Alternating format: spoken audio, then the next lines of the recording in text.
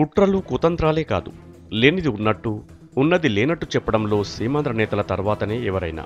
లోక్సభలో నానాయాగి చేసి ఆత్మరక్షణార్థం దాడులు చేశామని చెప్పుకున్న ఎపిసోడ్ మనకు ఎక్స్పీరియన్స్ ఉండనే ఉంది. తాజాగా రాష్ట్ర విభజన బిల్లు ఆమోదంపై అబద్ధాల ప్రచారం మొదలుపెట్టారు. అయితే అంతగా అర్చిగీ పెట్టిన బిల్లు ఆమోదం పొందడంతో ఆత్మరక్షణలో పడ్డారు సీమాంధ్ర నేతలు. ఇంకేముంది, ఆకాశం బద్దలైపోయినట్టు, లోకం మునిగిపోయినట్టు, ఏదో కానరాని పని జరిగినట్టు బిల్లు ఆమోదం అప్రజాస్వామికంగా జరిగిందని ప్రచారం ప్రారంభించారు. అంతేకాదు, ఎలాంటి చర్చ, ఓటింగ్ లేకుండానే విషపు ప్రచారం మొదలుపెట్టారు సీమాంధ్ర ఎంపీలు. నిజం నిప్పులాంటిది, ఎంత దాచిపెట్టినా తాగదు. గతంలో 3 రాష్ట్రాలు ఏర్పడినప్పుడు లోక్సభలో ప్రవేశపెట్టిన బిల్లులను మూజువానితో ఆమోదించినా ఈసారి తెలంగాణ బిల్లు మాత్రం పార్లమెంటరీ సంప్రదాయాలకు అనుగుణంగా బిల్లుపై మరీ ఓటింగ్ నిర్వహించి బిల్లును ఆమోదించారు. దానికి నిదర్శనంగా సభలో ప్రొసీడింగ్స్ ఆడియోను విడుదల చేశారు. వాస్తవానికి తెలంగాణ బిల్లు ప్రవేశపెట్టిన దగ్గర నుంచి బిల్లు ఆమోదం వరకు పద్ధతి ప్రకారం జరిగింది. అమెండ్మెంట్లపై విపక్ష సభ్యులతో చర్చలకు కూడా అనుమతించారు. బిల్లు ప్రవేశపెట్టడానికి కంటే ముందు బిల్లు ఉద్దేశం, బిల్లు రూపకల్పనపై సుదీర్ఘంగా ప్రసంగించారు.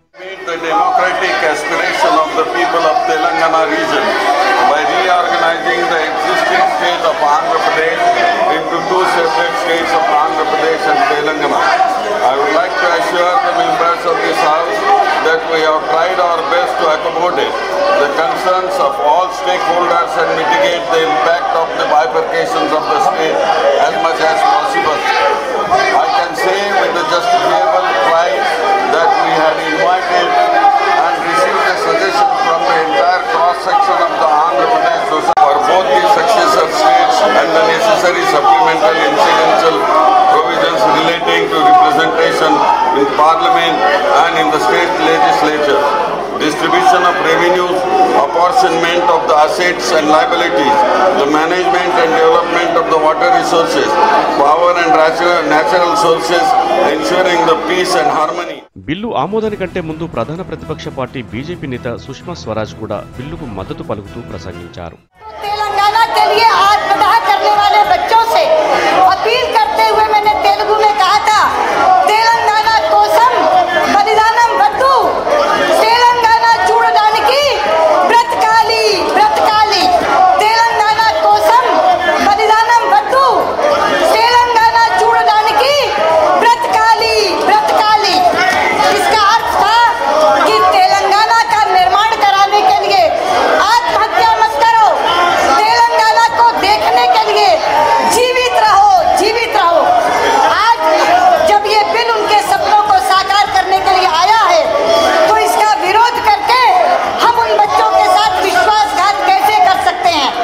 इसीलिए सारे विपक्ष के विरोध के बावजूद हम खड़े होकर इस बिल का समर्थन कर रहे हैं ताकि तेलंगाना निर्माण का उन बच्चों का सपना पूरा हो सके. अध्यक्ष जी, अपनी बात ये कहते हुए ఇక క్లాస్ బై క్లాస్ బిల్లు జరిగినప్పుడు కూడా స్పీకర్ నిబంధనల ప్రకారమే వ్యవహరించారు.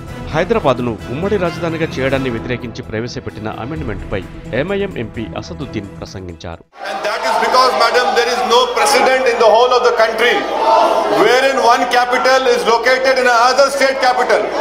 This is an obnoxious experiment that is being done by the government, Madam Speaker. Constitutionally, it is not acceptable. Madam Speaker, let me point out to you that the Hyderabad is part of Telangana. You are creating a common capital of Resident Andhra Pradesh in Hyderabad, and that too GHMC area. I don't know where is the self-esteem of Telangana Congress leaders who are accepting such an obnoxious proposal wherein Hyderabad will be destroyed forever, Madam Speaker. I would ask for division at the appropriate time, Madam. ఇక majority లేదంటూ చేస్తున్న విష ప్రచారం కూడా తప్పే.